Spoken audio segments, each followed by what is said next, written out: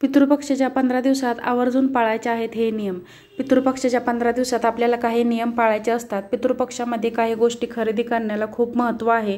यासोबतच पितृपक्षामध्ये जर काही गोष्टी आपण खरेदी केल्या तर त्याचा वाईट परिणाम आपल्या आयुष्यावर होतो। मग आपल्याला दुःख, अडचणी, संकटे यांना सामोरे जावे लागतात।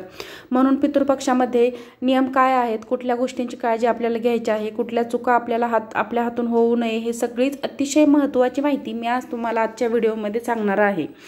पितृपक्ष हा काळ अतिशय महत्त्वाचा आहे आणि गणपती बाप्पा संपले की लगेच दुसऱ्या दिवसापासून पितृपक्ष सुरू होत आहे। आपल्या महाराष्ट्रामध्ये पितृपक्ष पंधरवड्याला खूपच महत्त्व आहे। पितृपक्षामध्ये खूप गोष्टी करणं हे निश्चित मानलं जातं, म्हणजेच त्या गोष्टी करू नये असं म्हटलं जातं। यासोबतच काही गोष्टींची आपल्याला काळजी घ्यायची असते। काही गोष्टी आपल्याला आवर्जून करायच्या असतात पितृपक्षात। तर या काळामध्ये आपल्याला आपल्या पूर्वजांचे स्मरण करायचे असते। पूर्वजांच्या आत्म्याला शांती मिळावी म्हणून वेगवेगळे विधी, श्राद्ध, तिथी ही एक तिथीला केली जाते। पितृपूर्वजांच्या आत्म्याला शांतीसाठी हे 15 दिवस खूप महत्त्वाचे मानले जाते आणि म्हणून याला पितृपक्ष पंधरवडा म्हणतात। पितृपक्षामध्ये पितृ हे या पृथ्वी तलावर कावळ्याच्या रूपामध्ये किंवा इतर कुठल्याही प्राण्यांच्या स्वरूपामध्ये कुठल्या ना कुठल्या रूपामध्ये ते आपल्यापर्यंत येत असतात। म्हणून या 15 दिवसामध्ये आपल्याला काही नियमांचे पालन करायचे असते। आपल्या हातून कोणती चूक होणार नाही याची काळजी घ्यायची असते। खूप देवदेव करता, पण जर तुम्ही पितरांचं स्मरणच केलं नाही, पितरांची पूजापाठ करणं विसरलात तर देवपूजेचा काही अर्थ नाही। पितरांची पूजापाठ करणं विसरत असाल तर म्हणून लक्षात ठेवा, आपल्याला पितरांची सेवा करत राहायचं आहे। दर अमावस्या पौर्णिमे तिथीला पितरांना आपल्याला दिवा लावायचा असतो। पितरांसाठी पिंपळाच्या झाडाखाली दिवा लावतो, पण वेगवेगळे उपाय करतच असतो। एक तिथीला स्मरण करायचं असतं। आपल्याला त्यांना आठवण करून द्यायची असते की तुम्ही आमच्यासाठी जे काही केलं आहे ते आम्हाला उपकार आहेत, म्हणून आम्ही तुमची आठवण करत असतो। उपकार फेडण्यासाठी आपल्याला काही गोष्टी करायच्या आणि असं जर आपण केलं तरच ते आपल्यावर खुश होतात, आपल्यावर प्रसन्न होतात आणि मग आपल्याला तुमच्या घरामध्ये सतत भांडणं, कटकटी होत असतील, मुलं अभ्यासात हुशार नसतील, अजिबात हट्टीपणा, चिडचिडपणा ते खूप करत असतील, अजिबात ऐकत नसतील, घरामध्ये कुठल्याही ज्या सर्वसामान्य चुका नेहमी होत असतात, तर त्यामागे पितृदोष हे सगळ्यात मोठं कारण असतं।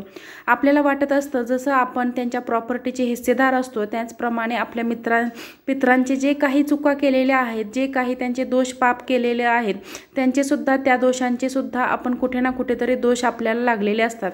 त्या दोषांचे सुद्धा आपण कुठेतरी धारक झालेलो असतो, म्हणून ते घालवण्यासाठी त्यालाच पितृदोष म्हणतात। आपल्याला काय वाटतं की आपण पूर्वजन्मीचे काही पाप केलेले असतील तर ते आपल्या पितरांचे जे काही दोष वगैरे असतात, पाप त्यांच्याकडून झालेले असतात, तर ते दोष आपल्याला लागलेले असतात। म्हणून ते घालवण्यासाठी आपल्याला पितृपक्षामध्ये काही गोष्टींची काळजी घ्यायची असते। आता पितृपक्षाचे आहेत ते यावर्षी 18 सप्टेंबरपासून सुरू होत आहे आणि 2 ऑक्टोबरला सर्व पितृ अमावस्या आहे। तर या 15 दिवसामध्ये काळामध्ये कुठली काळजी घ्यायची जेणेकरून पितृ आपल्यावर प्रसन्न होतील, तर सगळ्यात पहिलं म्हणजे काही वस्तू खरेदी करणे या काळामध्ये हिताचं मानलं जात नाही। दुसरीकडे काही गोष्टी खरेदी करणं अतिशय भाग्याचं ठरू शकतं। तर पितरांच्या शांतीसाठी, त्यांच्या मोक्षासाठी या पितृ पंधरवड्यामध्ये तुम्हाला कुत्र्याला, गाईला, कावळ्याला, मुख्य जनावर दिसेल तर त्यांना खायला घालायचं आहे। गाईला तर गोठ्यात जाऊन घालू शकता, कुत्र्याला पण तुम्ही भरपूर खायला घालू शकता।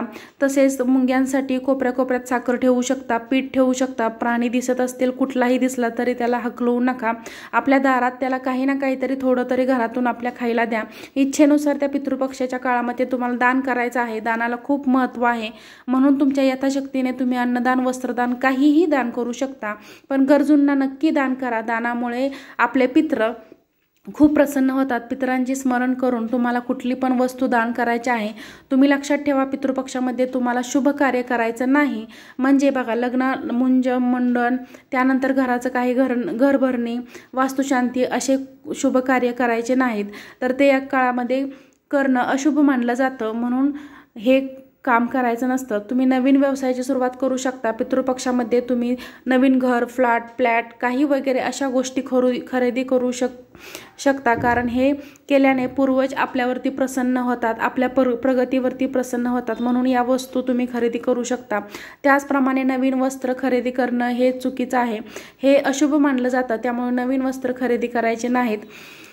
शक्यतो पितृपक्षामध्ये कांदा, लसूण खाल्ला जात नाही, पण हा नियम काही लोक पाळतात तर काही मांसाहार करतात, तर असं अजिबात करायचं नाही. का मांसाहार अजिबात करायचा नाही. पितृपक्षामध्ये पितृपंधरवड्यात पृथ्वी तलावर येऊन स्थिरावतात. जसे की गणपती बाप्पा तसेच पितृ येतात, म्हणून त्यांच्या स्मरणासाठी हा काळ मांसाहार करायचा नाही. कुठल्याही प्रकारे व्यसनीपणा वगैरे कुठलेही खोटे बोलणे.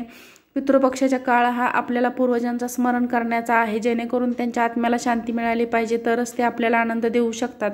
त्यांच्या मोक्षासाठी, त्यांच्या शांतीसाठी आपण बरीच कामं करत असतो. त्यांच्या प्रसन्नतेसाठी आपण ध्यान, दान वगैरे करत असतो. पितृपक्षाचा जो पंधरवडा आहे, तर तो पितृपक्षाचा पंधरवडा फक्त आणि फक्त पितरांसाठीच असतो. पितरांची आठवण करायची असते.